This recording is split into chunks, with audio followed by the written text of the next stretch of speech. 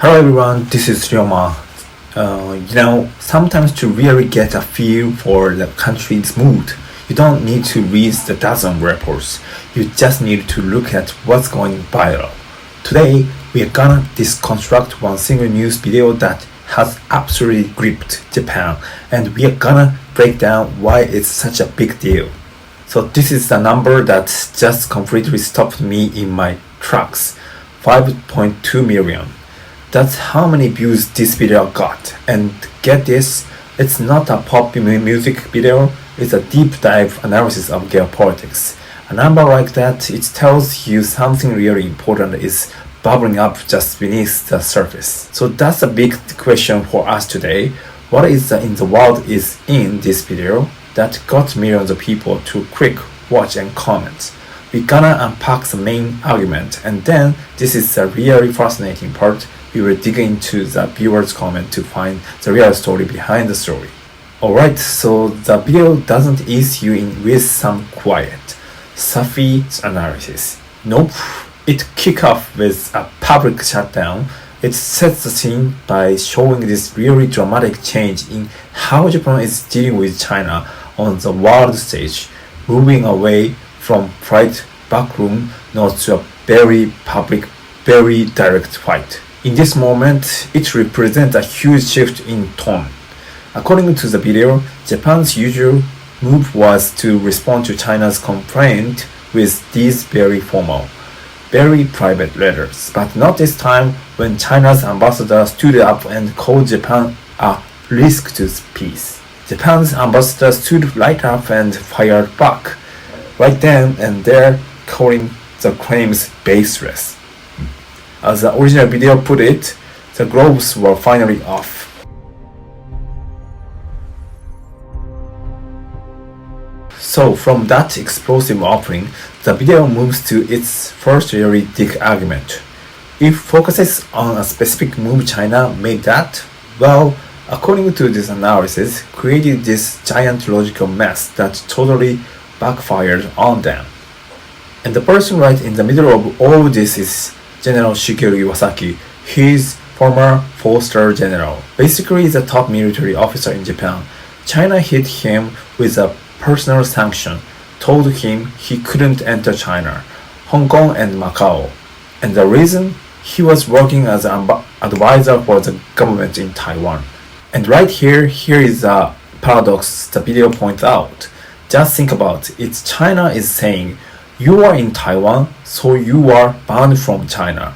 The video argues that by doing that, China itself are drawing a big clear line between the two. The sanction, the very things meant to punish someone for not respecting the one China policy, ends up treated them like two separate places. Now, wasn't just some clever point made by the narrator. Oh no, the audience picked up on it instantly.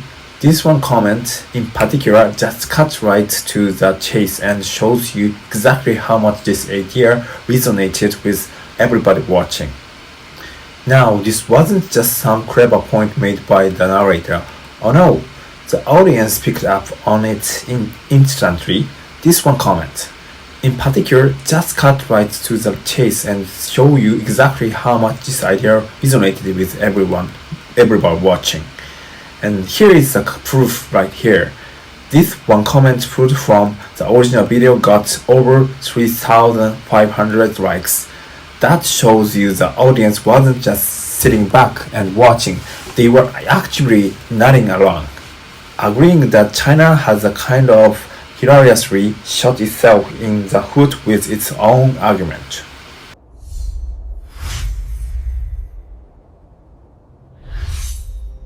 But then the video does a complete 180. It pivots to a totally different part of the world and it introduces a surprise character in this story, an unexpectedly ally that gave Japan what the narrator called accidental covering of fire in the economic battle with China. So here is the setup. Mexico recently decided to slap huge tariff on import from any country that it doesn't have a free trade agreement with. Now this was a really broad policy. It wasn't aimed at anyone in particular, but wow, the impact was completely lopsided. All of the sudden cars coming from China to Mexico got hit with a 50% tariff wall. 50%. And cars from Japan, zero. Zero. A big fat zero. So the big question is, how? How did it happen?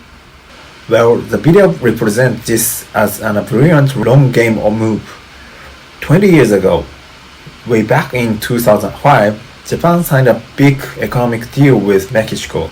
China didn't, and that one decision from 2 decades ago meant that when these new tariffs suddenly appeared, Japanese industries were totally safe while their biggest rival got slumped. It was a massive, if unintentional, win for Japan.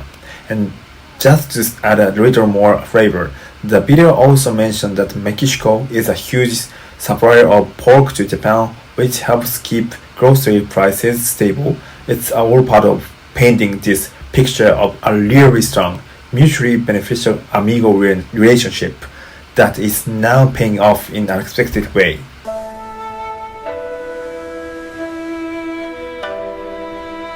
Okay, now we are getting to what I think the most revealing part of this whole thing. The video's creator doesn't just give you their takes, they dive headfirst into the comments section to show you what people in Japan are actually thinking. So the single most popular comment on this entire video was this one. 4 words. No problem at all without pandas. I mean, that says a lot, right? It's a blunt, direct dismissal of what's often called panda diplomacy, where these animals are used as political chess pieces by China. And the support for it was massive. We are talking about over 4,000 likes. This is clearly not some fringe idea. It points to a deep, widespread frustration with diplomatic games that people feel are just empty gesture. But the feelings goes way beyond just being tired of pandas. Another comment with a tons of like takes a much harder line. This person is basically thanking China for making it so obvious that our relationship isn't just tense anymore. In their views, it's hostile. With nearly 3,000 likes, this comment shows a real hardening of public opinion. And again, it's so important to remember this isn't a narrator taking. This is audience. They feel like all the guesswork is over. They now see the situation with total clarity. And when you zoom out and look at all the top-rated comments, you started to see these patterns emerge. People are drawing line between their situation and what's happening in Europe. They are clearly identifying China's allies as rogue states. There is a ton of frustration with their own politicians who they see as being too soft. And there is this overwhelming call for Japan to get serious about its own defense. So you take the analysis, you take the public reaction. What does it all mean? Well, the video wraps up by putting all these pieces together to paint a picture of a country that's going through a really profound change in how it sees the world and its place in it. The video's ultimate takeaway is pretty stark. This sense of crisis is Japan is growing. The idea of national defense isn't some niche topics or policy wonks anymore. It's a mainstream conversation. And the public backlash against China, Russia, and North Korea is getting stronger and a whole lot louder. And that has a ripple effect on the whole public debate. The video argues that as all this information comes out, people with more conservative or hawkish views who maybe kept quiet before now feels like they have a space to speak their minds. And that's the fundamentally changing the national conversation, which really leaves us with this one last big idea to choose on.